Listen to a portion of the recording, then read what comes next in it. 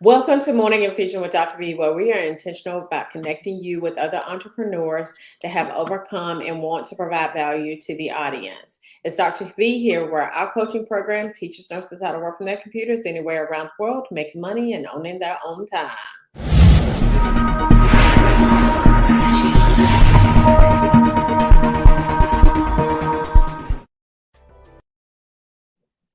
This morning we have Dr. JoNeil Conley. So now tell us, Dr. JoNeil, so tell us about your if you had to describe yourself, tell us a little bit about who you are.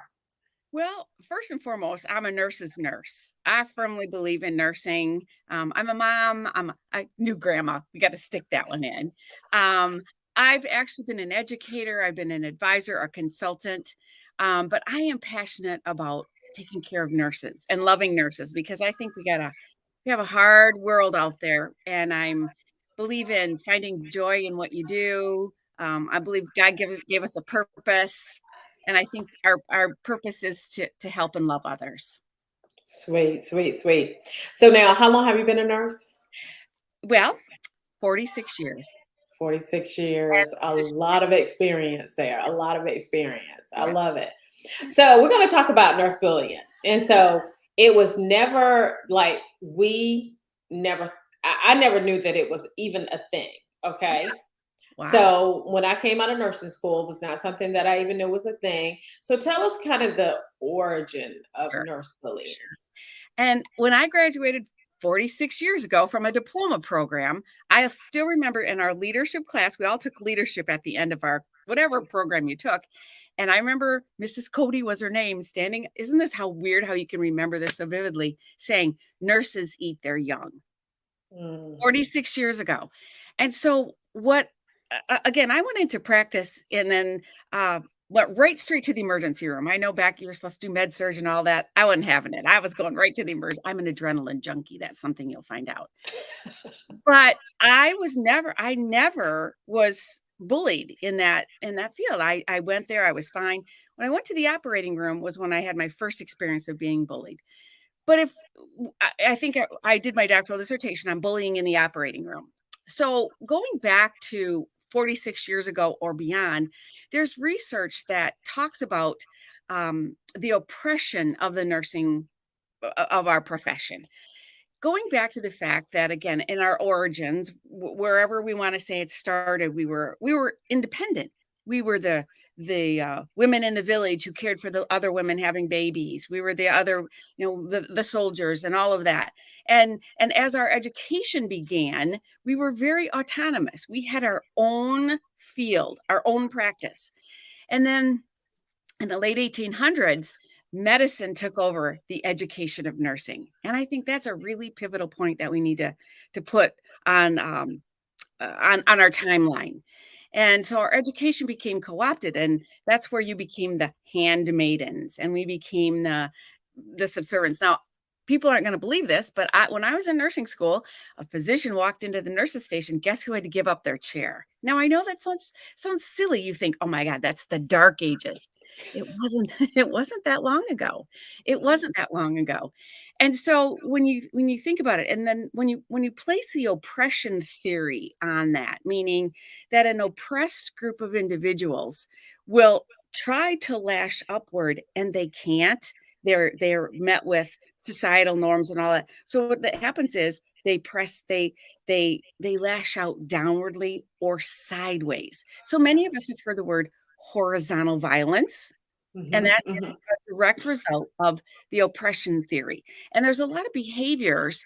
And again, you can look at other categories of individuals besides just nurses who are oppressed. But what the behaviors become, the marginalization and the all of those things that have happened to other groups of individuals happened in our profession. So we've been talking about this for almost 50 years. And so it's funny when I listen to younger nurses say, "Oh my God, those old nurses, they don't know what they're doing." It happened to us too. And so I think part of our what's the word I want? Enculturation into nursing, we somehow think that's normal. And I'm here to tell you, it's not normal. And that is one of the things that when you think about your own profession, when you think about, okay, I'm going to work today and I'm going to work with this group of people. Now, one of my key diagnostic indicators, if you have someone on your unit whose middle name is Butt, think about that. She's a fabulous nurse, but she's a witch to work with. Mm. Start any IV in her sleep, but don't ever Mm. help you when you're in trouble. Do you see what I mean? We've normalized and we've accepted the fact that these individuals were good clinicians, but Mhm. not such nice people. And Mhm. so we and let's go on. I'm going to go on record, and we have promoted some of those individuals Mhm. as well. And I think all of us would agree our methodology of raising nurse leaders is not structured. It's not, it's like, oh, I can speak for myself. I was the best nurse in that dang emergency room. I could run circles around everybody. And next thing you know, I was the assistant nurse manager. Didn't know diddly squat about dealing with people. I could handle a cold, give me a gunshot wound, give me whatever, somebody in 4-point leathers, and I was good. But when it came to conflict resolution and nurturing the staff and growing the staff, so I think the issue of bullying in nursing again has an origin story, but it also has a history that we seem to have compartmentalized our history, and each new generation thinks it's a brand new history, and it's not. And it's not. And so when we look at some of those component factors of, a race that all a group of individuals that lost our identity, we lost our practice of nursing, the art and the science, because we became subjugated to the medical model. We were just a cog in that wheel.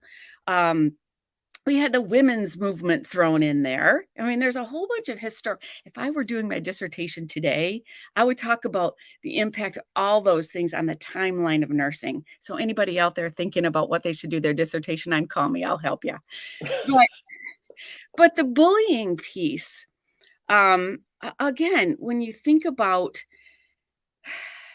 not feeling good enough, not feeling valued, normalized aggression, having your independence taken away, having to stand up and give your chair away. So when you think about all of those things that have led us to today, and again, we can get to our current state of affairs, but I do want to go back and tell just sort of my first bullying story, if I may. Absolutely. And what really brought this clear front face, and the OR nurses out here are going to get this, but the rest of you too. Again, because bullying is when someone intentionally sets out to hurt you or to make it harder for you. And again, and we're going to talk about the spectrum of behaviors. There's rude people, there's bullies, there's narcissists, but for our talk today, we're going to talk about these bullies. And what sets a bully apart is that their actions are not random. They're intending to do harm. Now it might seem random because they might be doing harm to everybody, but the distinguishing factor is the bully is intentional. Rude person, not so intentional. The narcissist, that's a whole nother story. So this bully, I went from the emergency room to the operating room. And in the OR orientation, it takes a good year or so to get oriented. You go through all the different services. And where I was at, there was like 12 different services, vascular being next to the last, cardiovascular being the last. So I had been in the OR a goodly long time. I had gone through all the other services. And I was in my last phases of my vascular orientation. So my preceptor was scrubbed at the table and I was circulating. And we were doing an open aortic aneurysm, when you're cut from, nipple to nuts kind of a thing, flayed wide open. I know, we're nurses. We can talk about those things. Isn't it visual though? Isn't it visual? So anyhow, we're doing this aortic aneurysm and my preceptor is scrubbed and I'm circulating. And now she's working with the chief of vascular surgery and my preceptor is the queen of the service, meaning she knows everything that goes on in that service. So we're doing this procedure. And I think everybody remembers that the longer the patient stays on the OR table, the increased morbidity and mortality, right? So you don't want to do any longer than absolutely possible.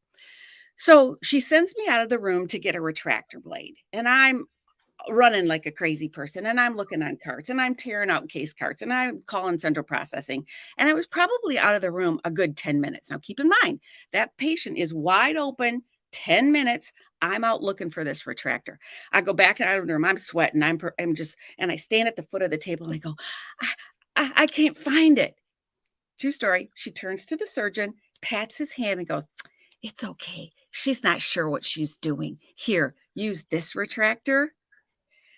Threw me under the bus. And I'm standing at the end of the table going, "Don't cry, don't cry, don't cry, don't cry." Because she just humiliated me in the front of the chief of vascular surgery. Okay, that was bad enough. But wait, case gets over. We wrap everything up. We get the patient to the recovery room. I take the patient to the recovery room.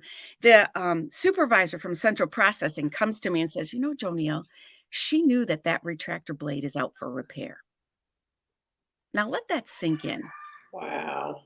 She deliberately sent me out of the room to find something that she knew was out for repair so she could look better to the surgeon. Wow. And from that moment on, I can say I recovered from it but it did knock my socks off for a while. And so over my career, which was for the most part, the majority of my clinical career was spent in the operating room, I watched it. I watched it happen. And I watched surgeons and I watched nurses and I watched all that interaction. And so I knew that was going to be something that I was going to study. So I'm going to fast forward to my dissertation, and then we'll come back for a second. And so what I did in my doctoral dissertation is I looked at the 5 surgical never events: wrong patient, wrong site, wrong procedure, retained instrument, and death of a healthy patient, and correlated that to bullying. And this was a quantitative study with nurses, self-reported, all of the above. However, 2-1, all of them said those 5 patient bad things were all correlated to bullying.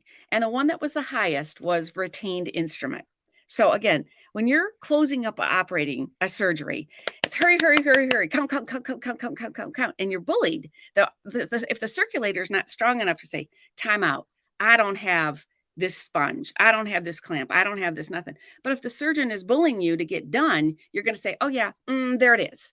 And I'm not saying we deliberately make mistakes, but what I'm saying is when you're being bullied, you make mistakes. You make mistakes. And sadly, the death of a healthy ASA1 patient is correlated to bullying. So, and I'm singing to the choir right now because everybody out there knows what it feels like. So let's go back to this, what bullying looks like in your day-to-day life. And there's two ways. Bullying can be overt, meaning in your face, hiding a piece of equipment, talking about you when you're standing right there, not giving you help, saying, no, if any preceptor says this, I'm going to be very unhappy with you. Oh, that's how I was trained. You have to learn it the same way. I got bullied. So if anybody says that, I don't say that. Because we have a tendency to like, well, I survived it, so you can too. Let's stop that. That is bullying, my friends. So overt, meaning you can see it. You can see the bullying, and you again, we all know what happens, and we're going to talk about that in a quick second too. Or the covert bullying, meaning behind your back, meaning, I'm just trying to think of an example right this exact second, but just knowing that there's things that are happening that you're not seeing. Well, I think that it probably boils down to like your passive aggressive type of bullying, like Mhm. when you, Yeah. sort of like when she just didn't tell you, Yeah. and you know what I'm saying, or when they just don't help you, right? You Yes. are in a space where we're supposed to be in a team, and then the person does not help you when they know that they can. Yes, exactly. Or Facebook messages about you to other people, text messages, but again, so there's overt, meaning it's happening, covert, you kind of think it's happening, it's happening, but all in all, it's still bullying, meaning that person is consciously knowing that what they're doing. They're doing it because they don't like you, they think you're late, whatever the case may be. And again, let's just go on the record. All of that is wrong. All of that is wrong. And so going back to what happens to the person who's bullied, Now, Mhm. we've talked before about the amygdala hijack, and I think everybody has go go back to your anatomy and physiology classes where you learned about this tiny little organ in the back of your brain called the amygdala. And that's our fight, flight, freeze response. And when you get bullied, it is like an attack on your system. You're you've gone into this fight, flight, freeze response and the cortisol and the adrenaline and all of that.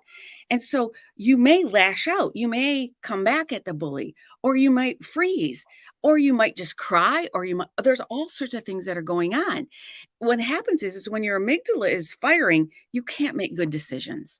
So think about that. You've been bullied on your unit, you've been bullied at work, you've been bullied, and all of the sudden, you're supposed to be making clinical decisions for that patient when you've been bullied. It's impossible. It's impossible. So there's an emotional, physical, spiritual, career, all those things are going on with you when that bullying happens.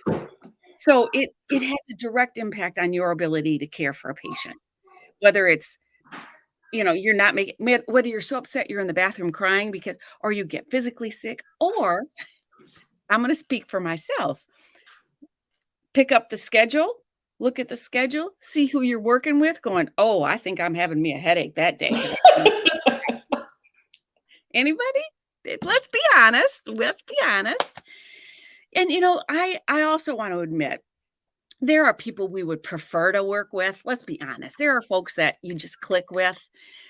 But again, a nursing unit has to run with everybody at their full speed. At their full s n again, I'm gonna admit everybody has a bad day. The kids threw up in the car on your way to work and you're all frazzled, or you've got family struggles, or all of that. I think we understand that, and we're willing to pick up the slack when somebody's having a terrible day. But when that terrible day lasts 4.5 years, there's a problem. There's a That's right. problem. And That's right. so as a unit, as a group of individuals who've been given the opportunity to care for these souls that are laying in our hospital bed or outpatient or in any environment, we've been given a chance. We've been given a opportunity to use ourselves as a healing tool. And when these things, the bullying and the toxicity and all of those things going on a unit are happening, it really does diminish our ability to give that person our very best. And so I think it's something that we as a profession got to wrap our arms around.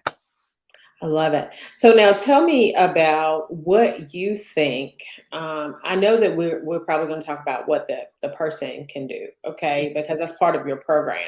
Yeah. But management, if there are any managers who are listening, Yeah. and I have a good friend actually who is she's a director manager. I'm not sure exactly what she is currently, but she's always been in leadership, and Hmm. she does very well with that. She does Hmm. not tolerate that at all. So how tell me some Yeah. steps that managers can take Sure. that can change the culture of their unit. Yes. I just had a coaching with a nurse manager yesterday, so this is very fresh in my memory.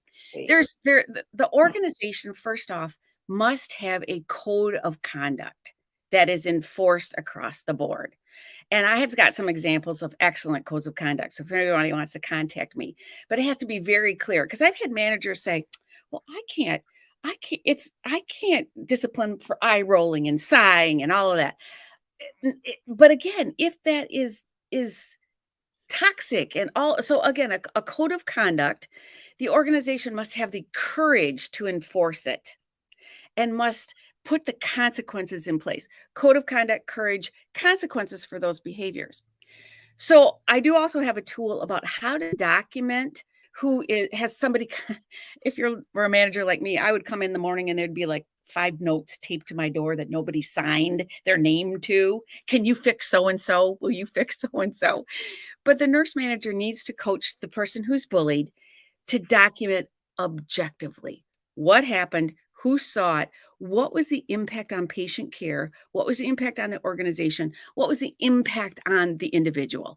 What happens is most nurses who get bullied go, "Oh my God, she was so awful to me. I just can't stand it. I'm never going to work with her ever again. She's so terrible." Back that one up. What happened? What were the exact words that were said? Take the emotion out of it. What were the words that were said? This is what the manager can do for that. what was said, who heard it, what was the witness, what was the impact on patient care? Were meds missed because of this? Were people in the bathroom crying and so things didn't get done? Did so and so not get their treatment? All of the things that would impact patient care. Was there a financial piece to the organization? Did you call in sick because of this? And then what was the impact on you? I couldn't get my work done. I had a migraine headache. I had to go on antidepressants. I had this whole toxicity piece. So the manager has to accept that they have a role in it.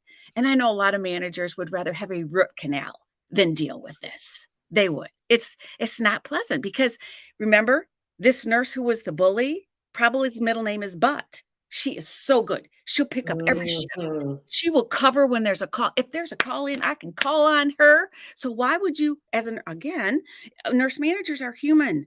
They're going to take the path of least resistance. They're going to take the path of she picks up extra shifts and she's, all of this kind of stuff, but everybody hates working with her. So let's get to this spot. So the other thing, again, nurse leaders, for the most part, don't get any additional training in this. God help us. One day we were a staff nurse, and the next day we're managing the people that we worked with the night before. Yeah. And so that transition, I believe the transition from staff to manager is the hardest one to navigate and the most difficult one because these are the people you work with for years, and all of a sudden you're their manager. And so that is hard. But managers, I'm going to challenge you to deal with this toxicity in your own unit. Again, many people have a negative impression of human resources. Human resources isn't going to help, isn't going to do this. Human resources is like, okay, I gotta have the facts, not the emotion. I gotta have the facts, and I've got to have more than this is just a squabble between two people. Because if you nurse managers, if you present this as, oh, these two people just can't get along, that's not going to get you the action that you desire. And the other piece of this is there's a model that says, you have a standard of behavior, you have a standard, you have behavior, and you have consequences. And what happens is most people can do here's our standard, here's your behavior. We're really bad at that consequences piece. We're really bad at that. I know of managers who have disciplined out bullies. And can I tell you, the rest of the staff had a big party that day. Because staff would rather work short than work with that person many times. So I'm going to challenge nurse managers. This is hard. And if you're struggling with it, again, set up some time. I'll be glad to help you and coach with you and help you with this because it is a skill set. And if your stomach goes into a knot, nurse managers, when you think, oh my God, I got to talk to these people and I don't know how to do it, you probably don't know how to do it. But it's a huge part of your job.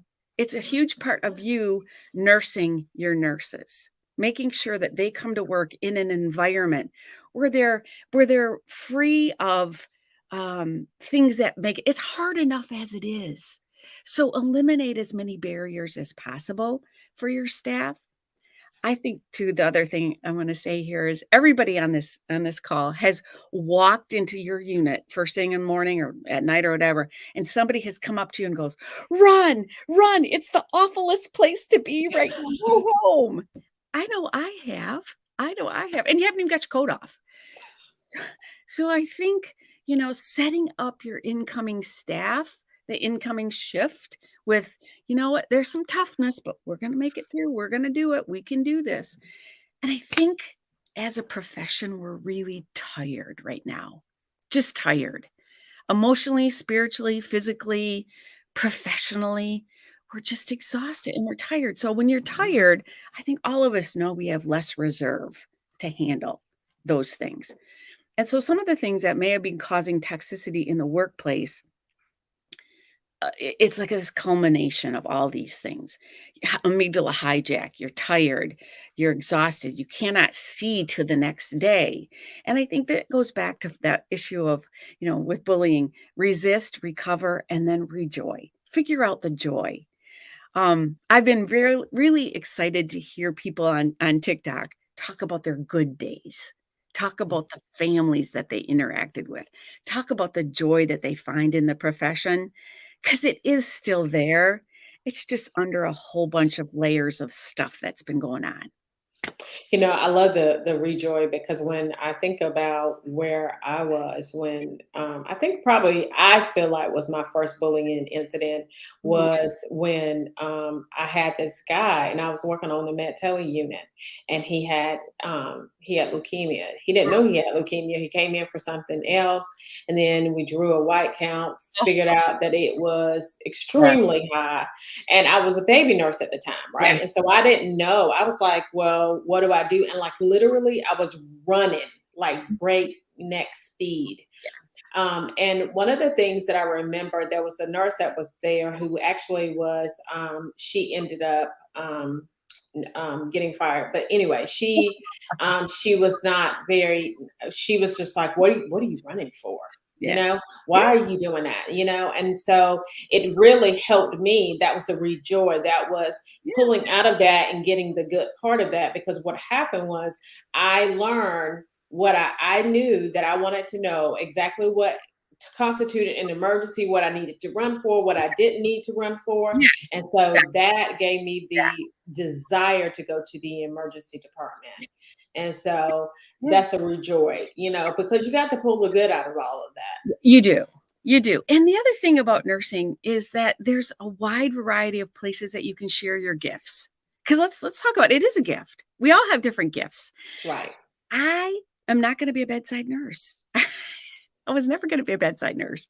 I found that out early on. It wasn't my passion, it wasn't my joy. I mean, I did this long of a time, then went to the ER. But I think there's so many places for nurses to share their gifts. You know, if you drive into the parking lot, you grab the steering wheel, you bang your head on the steering wheel going, I can't do this. Get through it and figure out, what do I want to do? Where do I want my gifts and talents? Because we've all got them. We've all got gifts and talents. So find that place. Look for the place. You know, I'd send you to the operating room, but that's not for everybody. It's definitely not for everybody. It's not for This everybody. this has been a very, very enlightening talk. And so, as we wrap up, what I want to know is, I want to know what do you have coming up? Sure. Tell Sure. us a little bit about that. So when I finished my doctoral dissertation, I was like, okay, I found out what I already knew. Yes, nurses are bullied. Yes, it impacts patient care. So I struggled for several years thinking, okay, what works? What am I going to do? And so I created a tool called the meanness matrix. And what it does, it takes that spectrum of behaviors, the rude, the bully, the narcissist, and it puts it on the axes with people that don't matter. Now, again, they might matter to Jesus. They don't matter to me. They matter, people that matter a little bit and people that matter a lot. And so I've created a tool that it's called the meanness. And then you can go, okay, this person's a bully and they matter a bit. Here's some strategies I can do. So it's a tool there. So I've had that available. Again, we'll talk about where to find me and all that. But my exciting news is October 1st, I'm opening the School of Bullyology. And I've been working on this for several years because it has to be a comprehensive view of this. And it includes these three topics. You resist bullying, you recover from bullying, because sometimes they get past your force field, and then rejoying your life. What does that look like?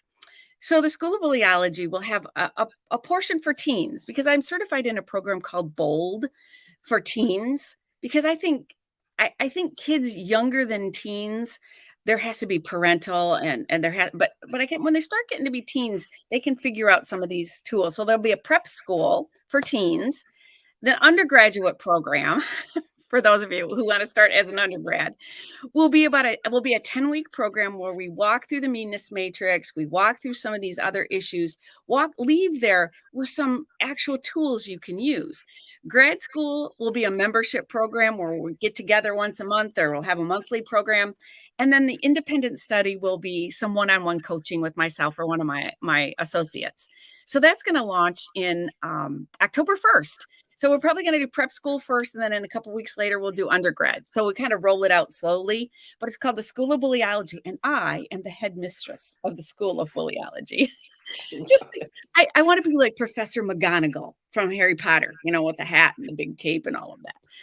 But I I think love it. I think we need to learn. We've sort of, everybody rolls their hands, go, oh, there's nothing we can do. There's lots we can do.